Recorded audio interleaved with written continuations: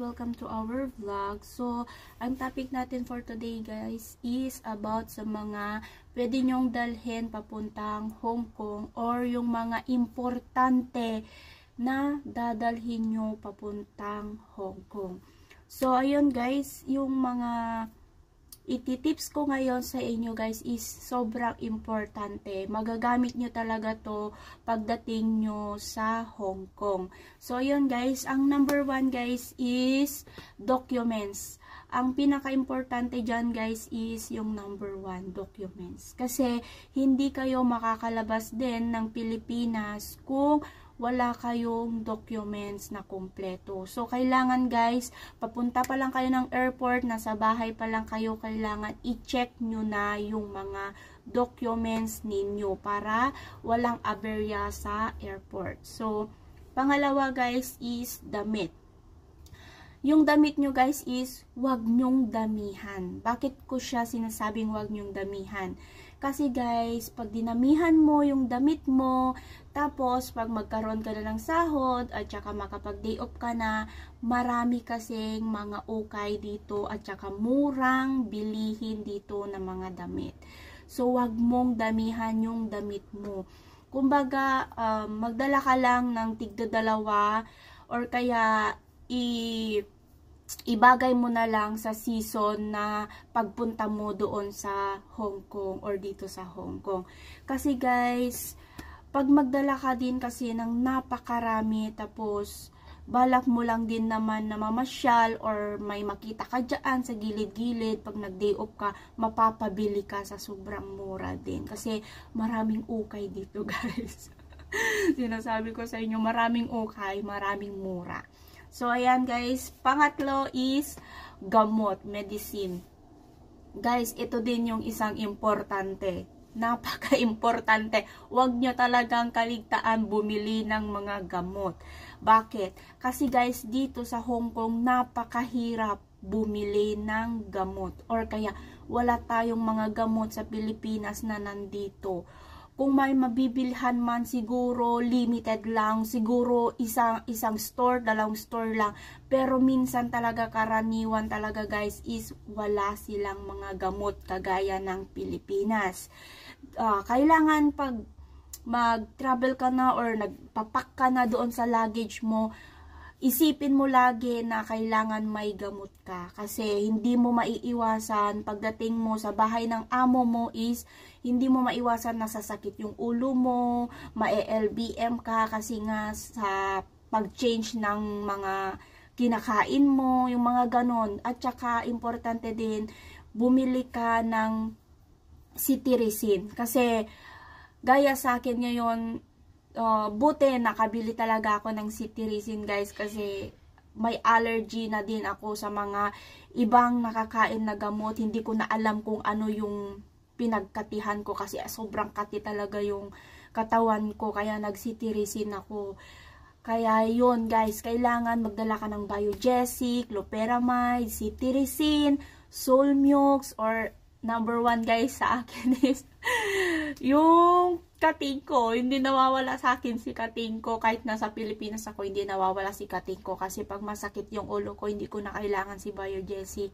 Si kating ko na lang, pahit-pahit, nawawala naman. So, magdala din kayo si kating ko, sa Lumpas, Newsep, mga Kiremel S, yung mga ganon. Dumala kayo talaga ng mga gamot ninyo guys. Lalo na yung maintenance ninyo kasi pagdating nyo dito guys, hindi talaga ako nagbibiro. Mahirap hanapin ang mga gamot dito kung meron man mga Chinese na gamot. So, pang-apat is food. Bakit sinali ko yung food dito? Kasi pagdating nyo doon sa bahay ng amo mo, hindi mo alam kung ano ang mangyayari sa'yo doon. Hindi mo alam kung mabiyaya ba sa pagkain yung amo mo. Hindi mo din alam kung mabibitin ka sa pagkain na ibibigay sa'yo. Kahit mabusilak sila sa pagkain kung kunti-kunti lang, diba? So, kailangan magdala ka ng kape, biskwit, mga delata, cup noodles, mga ganyan. Pero wag mo naman damihan, mga kasya lang pang 1 month. Pang 1 month lang, kasi 1 month, sapat na yan para makapagsahod ka, makabili ka na ng sarili mong pagkain. So, kailangan magdala ka guys is yung kunti lang, wag mo naman punuin yung luggage mo na parang grocery. kunti lang, mga sapat na para sa isang buwan. So, panglima guys is mga personal things ninyo. Kagaya ng charger. Yung charger para ninyo guys is kailangan is yung tatlo yung pin niya. What I mean is yung ngipin niya, yung sinasaksak doon sa flag, yung ganito, yung tatlo yung ngipin niya, kasi sa Pilipinas guys, 'di ba, dalawa lang sa atin. Dito kasi guys is tatlo yung ngipin, yung mga saksakan nila dito. So kailangan nyong magdala ng adapter kung dalawang ngipin lang yung mga charger nyo. Bumili na lang kayo ng adapter para maging tatlo yung ngipin ng charger ninyo. Yan ang pinaka-importante guys, para may magamit kayo pagdating ng bahay ng amo ninyo.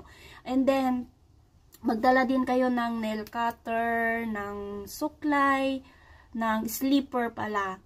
Pagdating nyo kasi dito sa Pilipinas, sa Hong Kong guys, is wala kayong sariling slipper. Walang ibibigay yung amo mo ng sariling slipper sa labas. So, kailangan magdala ka kahit yung pinakamanipis na lang, pang 1 month mo ulit.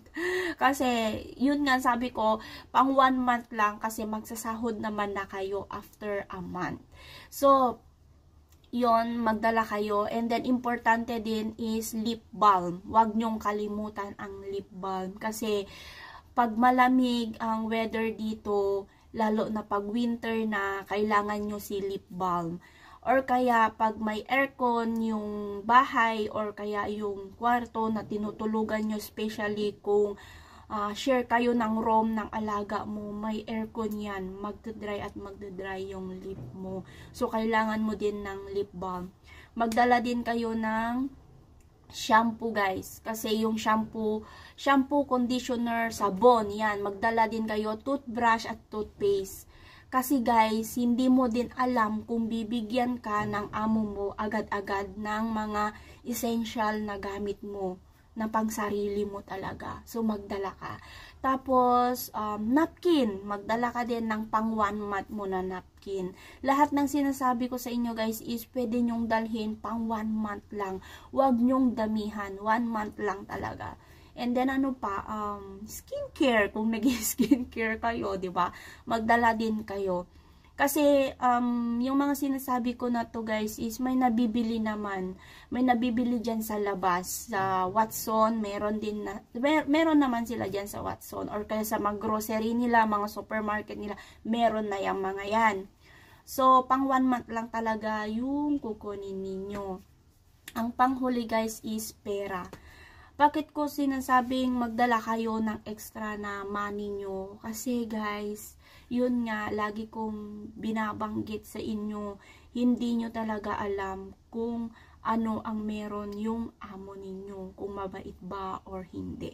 So, mas maganda na ready kayo, may extra kayong pera, ipalit nyo na yan kung wala naman na kayong gagastusin sa airport, yung extra ninyo. Example, nandoon sa kayo sa airport, nakabili na kayo ng pagkain nyo sa loob ng airport, or kaya tubig nyo sa airport, tapos may extra pa kayong money, ipalit nyo na siya sa Hong Kong dollar, para pagdating nyo din sa airport dito sa Hong Kong, may magamit din kayo pag nagutom kayo, or kaya pag nasa loob na kayo ng bahay ng amo nyo, is may magagamit din kayo pag lalabas kayo, pag mamamalengke kayo, papamalengkein kayo ng amo nyo, may time kayo ng kahit 2 minutes, 5 minutes, pag may madaanan ka dyan na mga grocery or pwede mong kainin, tinapay, mga ganun, may pambili ka pag nagutom ka. So, yun lang guys. Sana, hopefully, makatulong ulit yung video natin na to. So, yun lang. Thank you ulit sa walang sawang suportang panonood ninyo sa mga tips at saka sa mga mga idea na binibigay ko sa mga videos ko. Thank you for watching again, guys. Have a nice day. God bless. Thank you. Bye.